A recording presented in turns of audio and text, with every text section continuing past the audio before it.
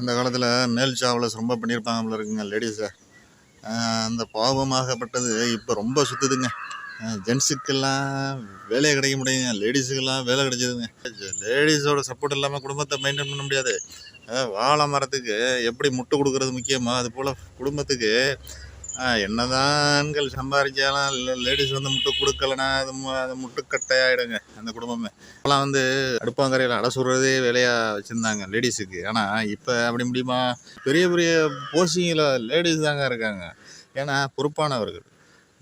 எவ்வளோ நேரம் கொடுத்தாலும் தான் வேலையை வந்து தான் வேலையை நினச்சி செய்வாங்க. சம்பளம் கம்மியாக கொடுத்தாலும் பரவாயில்ல, ஏற்றுக்குவாங்க. ஆனால் ஜென்ஸு முடியுமா? ஒரு குடும்பத்தை நிர்வாகம் பண்ணுறதுக்கு தலைமகனில் என்ன பண்ணோம், நிறைய சம்பாதிச்சாதான் குடும்பத்தை நிர்வாகம் பண்ண முடியும். ரெண்டாவது, லேடிஸ் வந்து சப்போர்ட்டுக்கு தாங்க சம்பாதிக்கிறாங்க. ஆனால் ஜென்ஸு சப்போர்ட்டுக்கு சம்பாதிக்க முடியுமா? முடியாதுல்ல. அப்போ வேலை பூரா அவங்களுக்கு கிடைக்குது. அதுக்கு வந்து சமைக்கிறதுல சின்சியராக லேடிஸ் இருந்தாங்களோ அதை வந்து சின்சியரை வந்து ஜென்ஸு இப்போ சமைக்கிறதுல காமிக்க வேண்டியா இருக்குது. ஏன்னா கேட்ரிங் தான் படிக்கிறாங்க, கேட்ரிங் படித்தா தான் வேலைக்கு போகிறாங்க.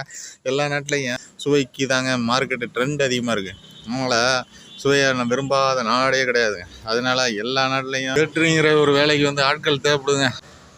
முன்னாடியெல்லாம் ஸ்க்ரீனுக்கு பின்னாடி நின்றுட்டு லேடிஸ் எல்லாம் கை கட்டுவா டாட்டா காமிப்பாங்க ஜென்ஸுக்கு. இப்போ வந்து அப்படி இல்லை.